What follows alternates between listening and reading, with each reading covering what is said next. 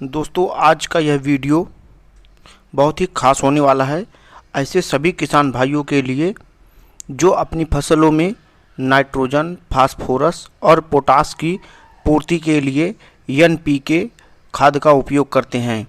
क्योंकि आज का यह वीडियो ऐसे सभी किसान भाइयों के लिए जान लेना बहुत ज़रूरी है जो एनपीके को उपयोग करते हैं, क्योंकि आपको इस बात की जानकारी होना बहुत ही ज़रूरी है कि आपको फसल की किस अवस्था पर कौन से रेशियो का एनपीके उपयोग करना है। क्योंकि अगर आपको इसकी सही जानकारी नहीं होगी तो आपको इसका अच्छा रिजल्ट देखने को नहीं मिलेगा।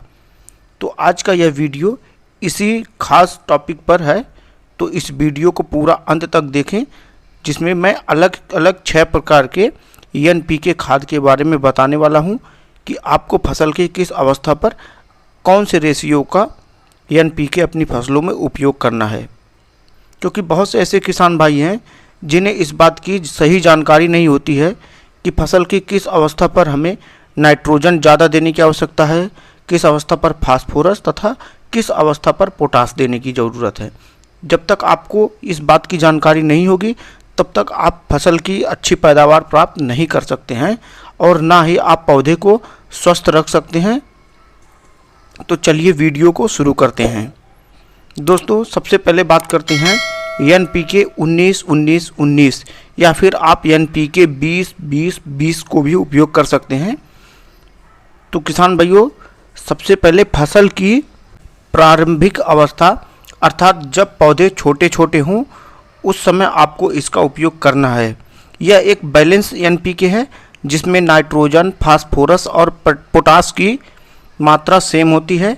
इसमें आप देखेंगे 19% नाइट्रोजन, 19% फास्फोरस तथा 19% पोटास की मात्रा उपलब्ध होती है। इसमें ब्रांचेस बनाने की अवस्था में इसे आप उपयोग कर सकते हैं। इसे आप 10 दिन के अंतराल पर या फिर हफ्ते भर के अंतराल पर इसका कम से कम आप 2 से 3 स्प्रे करते हैं तो आपको बहुत ही अच्छा रिजल्ट मिलता है। क्योंकि इसमें बैलेंस तीनों चीज़ें उपलब्ध होती हैं, नाइट्रोजन, फास्फोरस और पोटास। तो यह पौधे की ग्रोविंग स्टेज के लिए बहुत ही महत्वपूर्ण हो जाता है।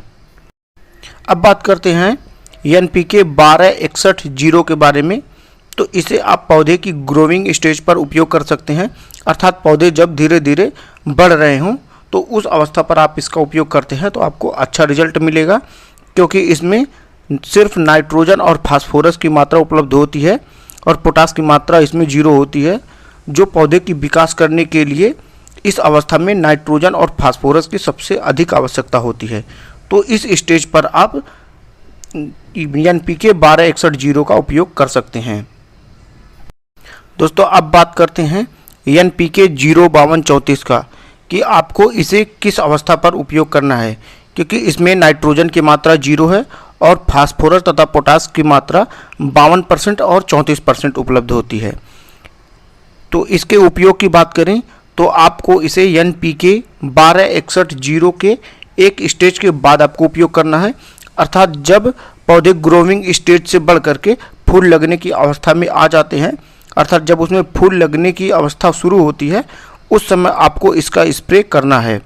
यह 12-61-0 के उपयोग के लगभग 1 हफ्ते या 10 दिन के बाद आपको इसको उपयोग करना है।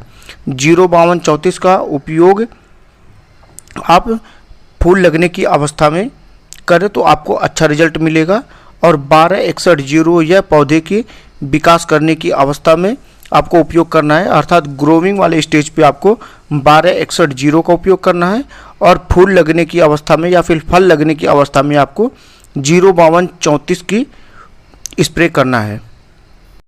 दोस्तों अब बात करते हैं एनपीके 13-0-45 के बारे में, जिसमें नाइट्रोजन 13%, फास्फोरस की मात्रा 0 होती है तथा पोटास की मात्रा 45% उपलब्ध होती है।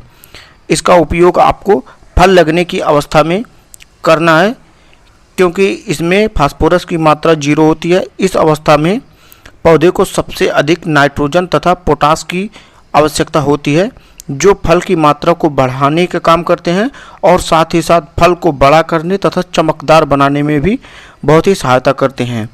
अगर आप इसका उपयोग फल लगने की अवस्था में करते हैं तो फलों की मात्रा में बढ़ोतरी होगी, साथ ही साथ फल बड़े होकर के उसमें चमकदार होंगे, जिससे कि आपको मार्केट में अच्छा रेट मिलेगा।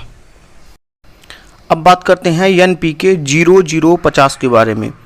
तो किसान साथियों, आपको इसका उपयोग फल लगने की अवस्था में करना है, क्योंकि इसमें नाइट्रोजन की मात्रा 0, फास्फोरस की मात्रा 0 तथा पोटास की मात्रा 50% उपलब्ध होती है।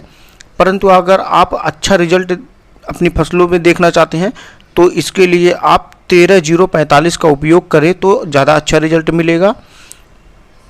आपको 13045 में 13% नाइट्रोजन और फास्फोरस की मात्रा इसमें 0 होती है तथा पोटास की मात्रा 45% होती है। तो आप देखेंगे जो NPK 13045 है उसमें पोटास की मात्रा 45% है और NPK 0050 में पोटास की मात्रा 50% है। मतलब दोनों में सिर्फ 5% का डिफरेंस होता है। लेकिन अगर आप 13045 का उपयोग करते हैं तो इसमें साथ ही साथ आपको 13% नाइट्रोजन भी मिल जाता है। तो आप अच्छे रिजल्ट के लिए NPK 13045 का उपयोग करें तो आपको ज़्यादा अच्छा रिजल्ट मिलेगा। परंतु 0050 को आपको उपयोग करना है तो आप 13045 अगर उपलब्ध नहीं है या फिर आपको मार्केट में नहीं मिल पाता है तो इस अवस्था में आप इसका भी उपयोग कर सकते हैं। इसका उपयोग आपको फसलों में जब फल लग रहे हों या फिर आपको फसल जब आपकी 50 से 60 दिन से अधिक की हो जाए तो उस समय आप इसका उपयोग करें, तभी आपको अच्छा रिजल्ट मिलेगा। अब किसान भाइयों, आपको एक बहुत ही महत्वपूर्ण बात बताता हूँ।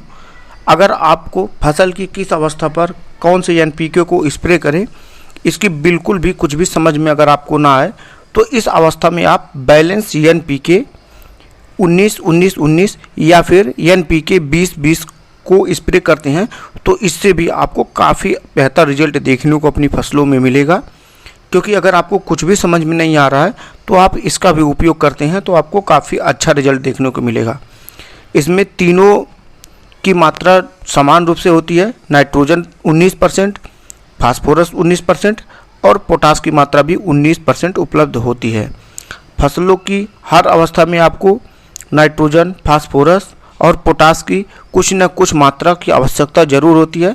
इसलिए आप NPK बैलेंस को उपयोग करते हैं तो भी आपको बहुत ही अच्छा रिजल्ट देखने को मिलेगा और आप फसल से अच्छी पैदावार प्राप्त कर सकते हैं। तो किसान साथियों, इस वीडियो में इतना ही। उम्मीद करता हूँ आज का यह वीडियो आपको बहुत ही पसंद आया होगा। वीडियो अगर पसंद आए तो वीडियो को लाइक करें और चैनल पर नए आए हैं तो चैनल को सब्सक्राइब कर लीजिए, क्योंकि कृषि से जुड़ी हुई सभी जानकारी आपको इस चैनल पे मिलती रहती हैं।